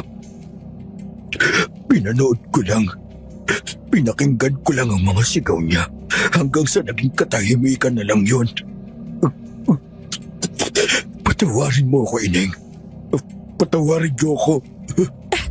Hindi niyo po kasalanan yun. Natakot po kayo. Kasalanan ko. Dahil sa takot ko namatay siya. At ngayon ikaw naman. Ikaw na ang susunod nila. Kaya nakikiusap ako sa iyo, Ineng, umalis ka na. Huwag ka nang babalik doon. Tumakbo ka na. Huwag mo nang balikan ang mga gamit mo. Tumakbo ka na lang hanggang tumakbo at huwag kang lilingon. Hindi ako pwedeng tumakbo. Susundan nila ako, Mang Nestor. Lagi po silang sumusunod sa akin. Hindi nila ako titigilan. Hindi matatapos to kay Nina. Kapag pinalampas natin to ngayon, hindi lang si Ana ang magiging huling biktima ng mga hayop na yon. Papatayin ko sila. Papatayin ko sila. Paano? Paano mo sila lalabanan? Hindi mo sila kaya. May plano po kami, Mang Nestor. Salamat po sa lahat. Huwag po kayong mag-alala. Tatapusin na namin to. Kung ganon, mag-iingat kayo, Ineng. Iho, mag-iingat kayong mabuti.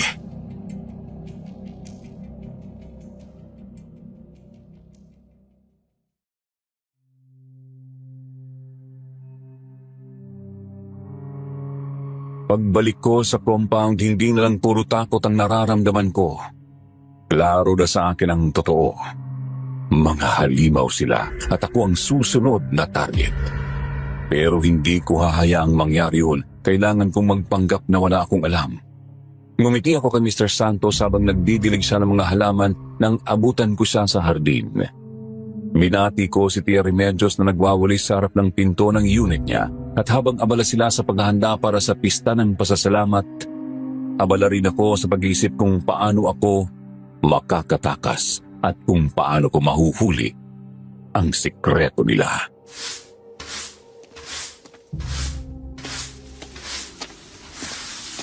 Oh, Iha, mukhang malalim ang iniisip mo.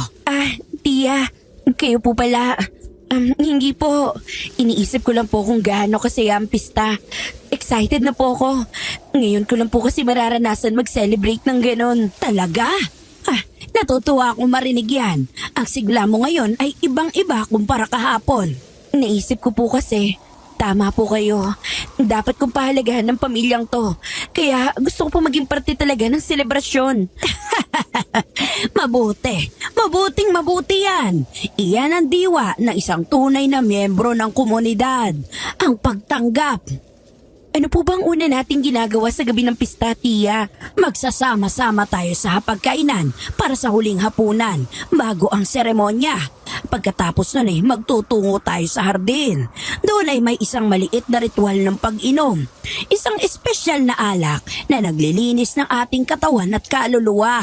At para ihanda tayo sa pagtanggap ng biyaya. Pagkatapos nun magsisimula na ang tunay na pasasalamat. Napakasaya po siguro nun. Abay, oo iha. Napakasaya. Isang gabing hinding-hindi mo malilimutan. Sa ngayon bumalik ka na muna sa unit mo at may gagawin lang ako. Sige po, Tia.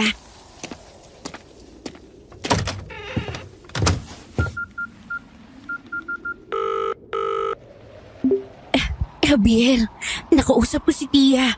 May ritual ng pag-inom ng alak bago ang seremonya. Ito siguro yung patibong na sinasabi ni Ana sa sulat.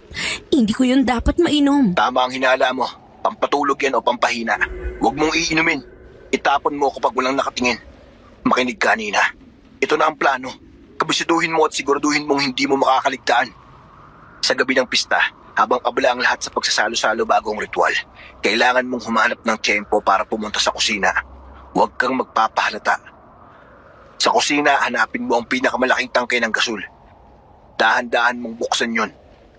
Hayaan mong kumalat ang amoy sa buong kusina at sa mga katabing kwarto. Pagkatapos, umalis ka na agad.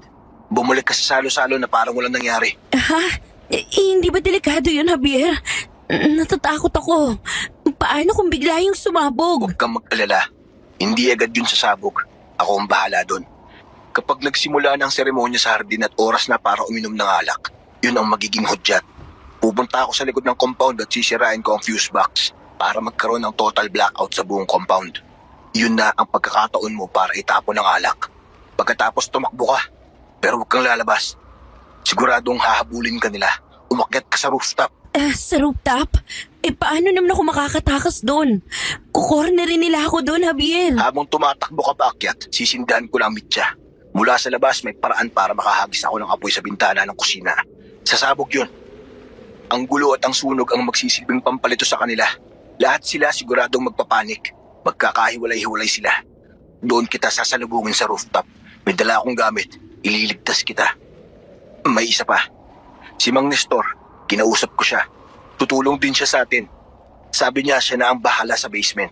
Huwag mo na siyang alalahanin. Gawin mo lang ang parte mo. Magtiwala ka sa akin, Nina. Magtiwala ka kay Mang Nestor. At magtiwala ka sa sarili mo. Naiintindihan ko.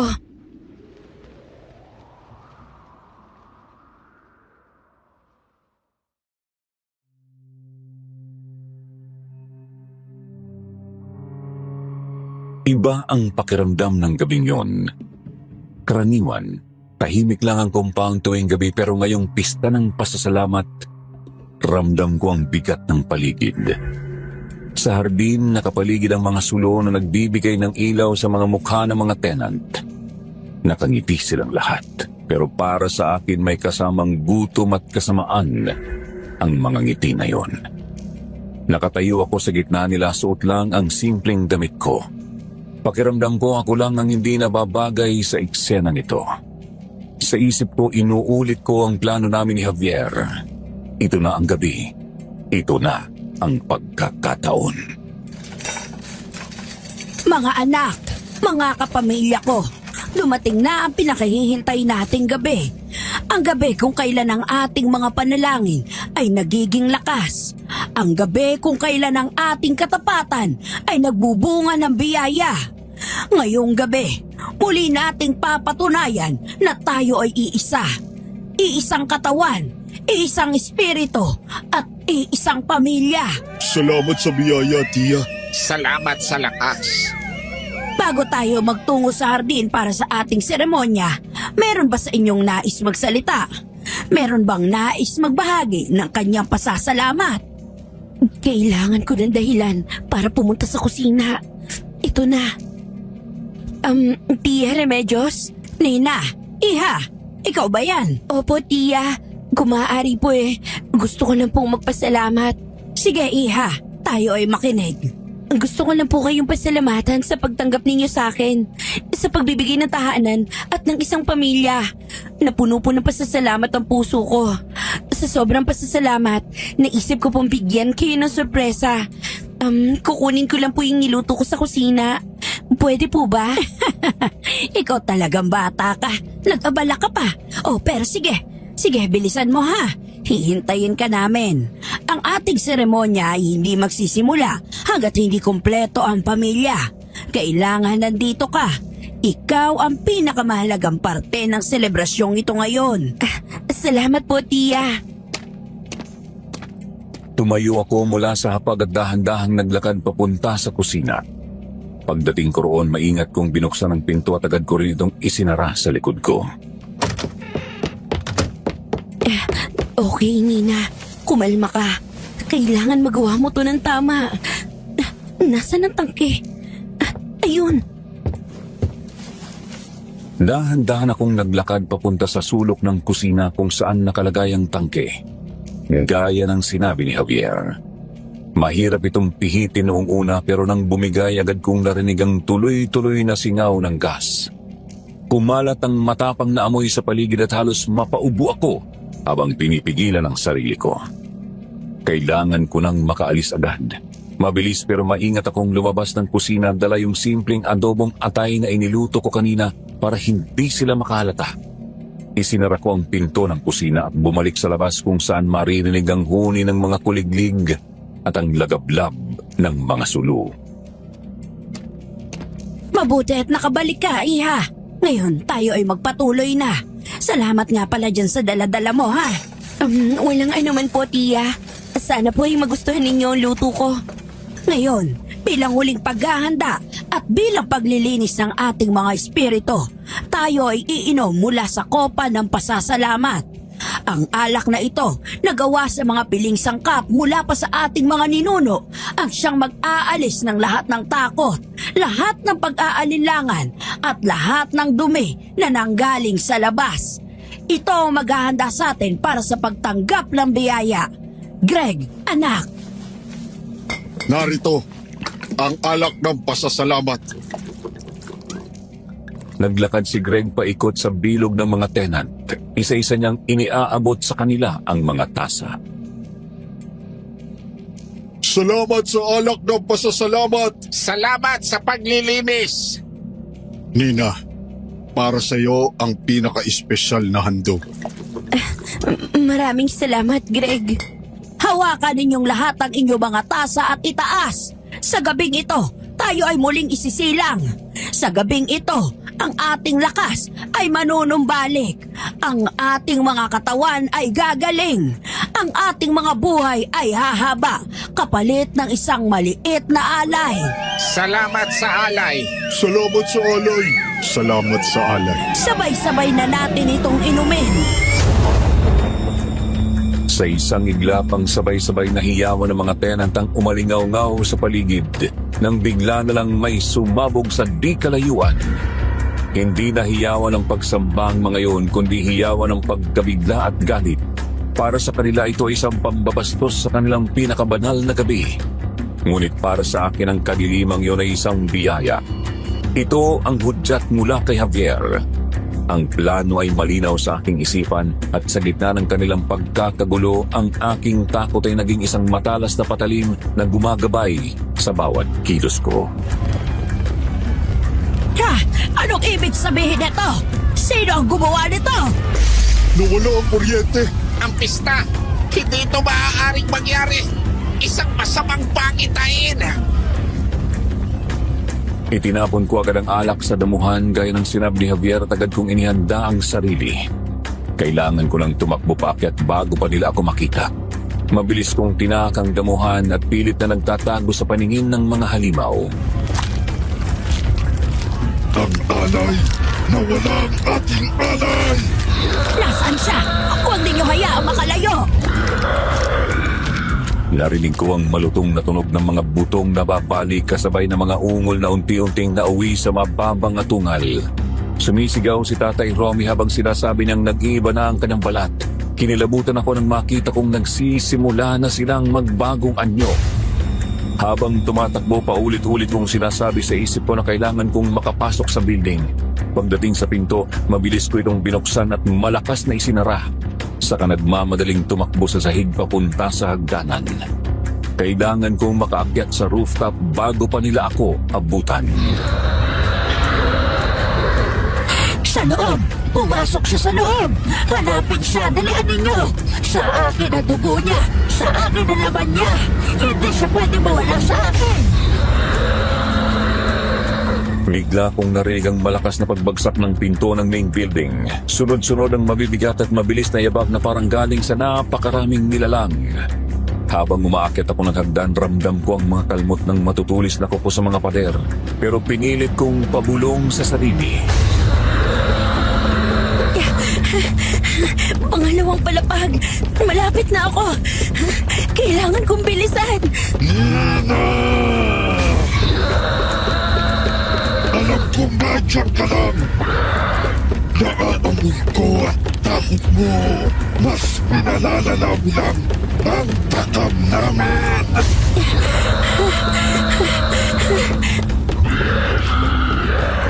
Sa pasilyo malapit sa hagdanan, narinig ko ang mabilis at mabigat na yabag na dumaan, kasabay ang malakas na paghinga na parang sa isang hayop. Nakaakyat din ako sa wakas sa rooftop. Ilang saglit lang biglang yumanig ang buong gusali. Mula sa ibaba may sumabog na namang malakas at dumagundong ang paligid.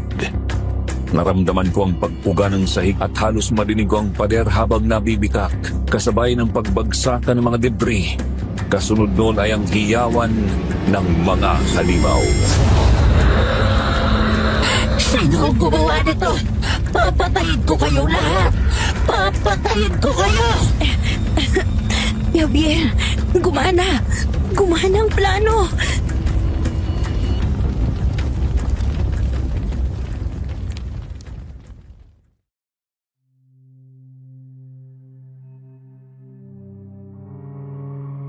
Umalat ang usok at alikabok mula sa sumabog sa ibaba. Humalo sa malamig na hangin ng gabi. Sa bawat ubo, pakiramdam ko ay lalo lang napupuno ng alikabok ang baga ko. Nilalamo na ng apoy ang hagdanan sa likod, kaya ang natitira na lang ay ang pinto sa harapan ko. Ang daan papunta sa rooftop kay Javier. Habang pilit kong tinutulak ang mabigat na bakal na pinto, umungol ito at bumangga ng malakas sa pader. Sumalubong agad ang bugso ng hangin, kasabay ng malalayong sirena at ang lagablab ng apoy mula sa ibaba.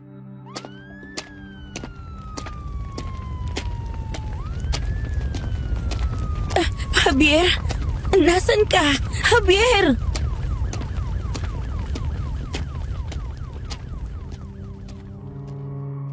Tumakbo ako sa sahig ng rooftop, kinakapa ang paligid sa gitna ng usok. Pabulong kong naitanong sa sarili kong nasaan na ba si Javier. Bigla kong narinig ang matutulis na kuko na kumakaskas sa simentadong gilid ng kusali. Napatigil ako. Nanlamig at isang mabigat na yabag ang umalingaw-ngaw sa likuran ko. Akala mo ba, sa isang pagsabog lang, matatapos na ang lahat? Lumayo ka sa akin! Ibinigay sa'yo ni Ina ang lahat. Isang tahanan, pagkain, isang pamilya. At ito ang isusupply mo, pagtataksil! Pamilya? Tinatawag mong pamilya ang pagpatay ng mga inosenteng tao?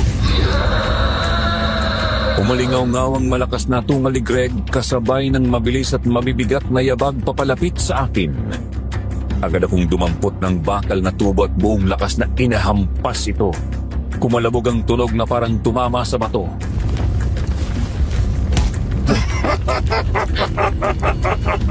Sa tingin mo, masasaktan ako yan? Hindi kita hahayaan na makuha ako! Wala ka ng pagpipilian.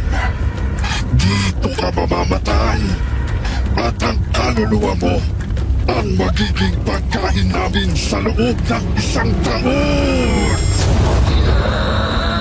Biglang yumanig ang buong gusali nang sumabog muli mula sa pinakailalim, mas malakas kaysa sa nauna. Pumuga ang rooftop at narinig ko ang mga bakal sa ilalim na isa-isang nababali. Ano na naman yun? Ang basement! Ang puso! May sumira sa puso ng aming angkan! Si Mang Nestor. Walang hiya! Matandang yun! Pinatay niya ang sarili niya! Para wasakin ang aming angkan! Muling umuga ang gusali nang magtuloy-tuloy na ang pagsabog. Pilit kong inangat ang isang malaking piraso ng simento at itinulak yun upang mabagsakan si Greg. Dinig na dinig ko ang malakas na pag-atungal niya sa sobrang sakit. Greg!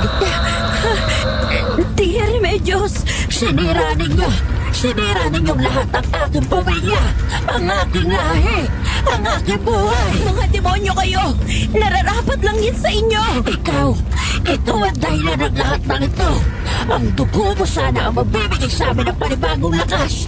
Ngunit ngayon, ang dugo mo ang magiging huling patak na tutulong sa aking paghihiganti! Magbabayad ka! Mula sa ibaba, mabilis nang gumagapang ang apoy paakyat sa mga pader ng gusali.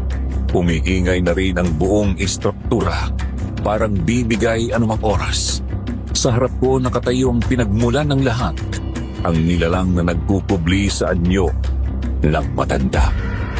Ang dating mukha ng isang mapagkalingang lola ay naging isang magaspang at nakakatakot na maskara. Ang mga mata niya'y nagbabaga at puno ng galit. Wala pa si Javier. Ako lang ang narito. Sa pagitan ng apoy sa ibaba at ng mahabang pagbagsak mula sa taas, ramdam kong dito sa rooftop matatapos ang lahat. Biglang umalingaw-ngaw ang malakas na pagaspas ng mga pakpak, parang higanteng paniki. Wala ka matatakasan pa, Nina! Hindi mo ako makukuha. Ang lakas na loob mo! Ikaw na ang tinulungan! Ikaw na ang kinuha mula sa basura! Ikaw pa magtatraitor sa akin! Hindi tulong ang ginawa mo. Gumamit ka ng mga taong desperado para sa sarili mo kapakanan. Kapakanan! Ha! Binigyan ko sila ng buhay, ng lakas, ng mga bagay na hindi nila makukuha sa mundo ninyong mga mahihina! Muling umatake si Tia Remedios. Malakas ang paghampas ng kanyang pakpak at tumama ito sa isang aircon unit. Umalingaw-ngaw ang tunog ng yupi ng metal. Sa kabilang dulo ng rooftop narinig ko ang pagkiskis ng lubid sa simento, kasunod ang mabilis na yabag ng sapatos. Remedios! Isa ka pa! Pakapatay ng nauna kong alay! Para to kay Ana! Demonyo ka! Mabilis na tumakbo si Javier at inihampas ang bakal na tubo sa katawan ni Remedios. Napaatungal siya sa sakit. Mga peste! Mga insekto! Nina! Kailangan nating magtulungan! Huwag kang bibitaw! Biglang nag-crack ang sahig ng rooftop at nagkaroon ng malaking bitak sa pagitan namin ni Javier. Javier! Ang sahig! Kain natin to! Muling umatake si Remedios. Ngayon kay Javier, sunod-sunod ang hampasan ng bakal at mga kalmot ng kuko nito sa kanya.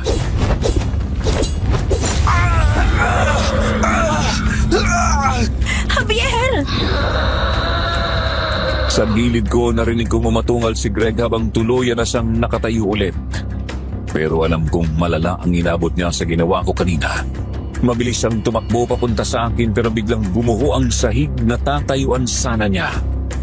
Bumagsak siya pababa sa naglalagablab na apoy. Greg! Anak ko! Kasalanan mo to! Kasalanan mo ang lahat! Papatayin kita! Kahit ito na ang huli kong gagawin! Papatayin kita! Nina! Ngayon na! Dumiretso ng atake si Remedios sa akin, papunta sa gilid ng rooftop na bitak-bitak na. Pero bago pa siya tuluyang makalapit, yumanig bigla ang paligid at gumuho ang mismong kinalalagyan niya. Para sa lahat ng mga biktima mo, mamatay ka ng halimaw ka!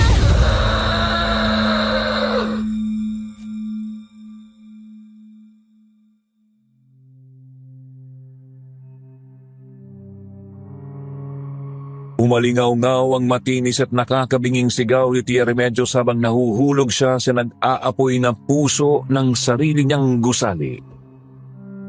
Pagkatapos maliban sa lagablab ng apoy ay narinig na namin ni Javier ang malakas na sirena ng bumbero sa malayo.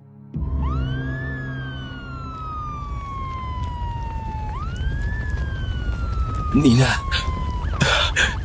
tapos na. Tapos na ang lahat. Salamat sa Diyos!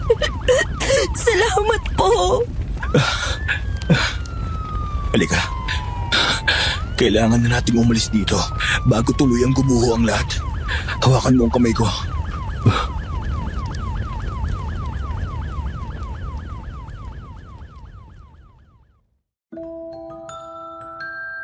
Nakalabas kami ni Javier mula sa impyernong iyon gamit ang lubid na dala niya. Ilang sandali bago tuluyang gumuho ang buong gusali at maging isang malaking libingan ng apoy at tabo. Habang nasa malayo, pinanood namin ang pagdating ng mga bumbero at pulis. Ngunit hindi kami nagpakita. Paano namin ipapaliwanag ang lahat? Sino ang maniniwala sa kwento tungkol sa isang kulto ng mga aswang? Kaya sa gabing yon, tulad ng pagtakas ko mula sa aking sariling pamilya, muli akong tumakas. Ngunit sa pagkakataong ito ay kasama ko na si Javier. Ang opisyal na balita kinabukasan ay tungkol sa isang trahedya. Isang gas leak na nagdulot ng pagsabog at sunog. Marami daw ang namatay, ngunit may ilan ding mga residente na hindi na natagpuan ng kanilang mga labi. Itinuring ng mga survivor na nakatakas bago pa ang insidente. Sa ngayon po, ilang taon na rin ang nakalipas mula ng gabing yon. Kami po ni Javier, magkasama pa rin. Palipat-lipat ng tirahan, laging nakatingin sa aming likuran. Ang trauma na aming pinagdaanan ay isang nagbigkis sa amin, ngunit ito rin ang nagtanim ng isang uri ng takot na hindi na marahil mawawala. Si Mang Nestor po ay tinuturing naming isang bayani.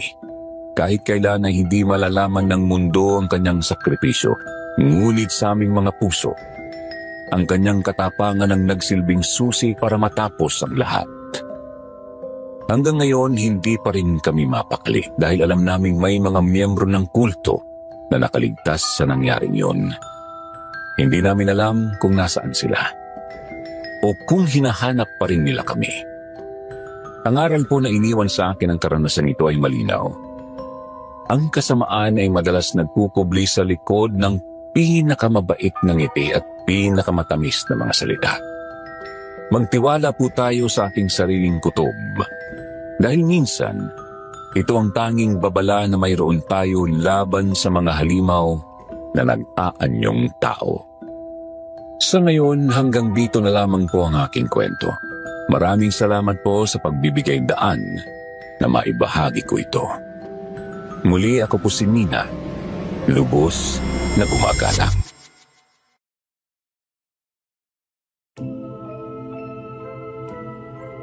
Grabe, napaka-emosyonal at intense ng kwentong binahagi sa atin ngayon ni Nina. Minsan talaga mahirap malaman kung sino ba sa mga taong nakakasalamuha mo ang kakampi at kung sino ang kalaban. Minsan naman yung mga akalan mong tutulong sa'yo, siya pa pala ang magdadala sa iyo ng matinding kapahamakan. Kaya mga minamahal naming taga-subaybay, kung sakaling mapunta kayo sa ganitong sitwasyon, ito po ang tatandaan nyo. Huwag basta-basta magtitiwala. Hindi po lahat ng nagbubukas ng palad para sa inyo ay may magandang intensyon. Kung minsan, may ilan lang na gagawin to para lang mas hilain kayo pababa. Mag-ingat po tayo dahil sa huli tayo pa rin ang gagawa ng ikapapahamak at ikaliligtas ng ating buhay. Muli, ito po ang inyong lingkod, Jupiter, para sa isa na namang istorya dito sa Kwentong Takip Silim. Hanggang sa susunod, magandang araw.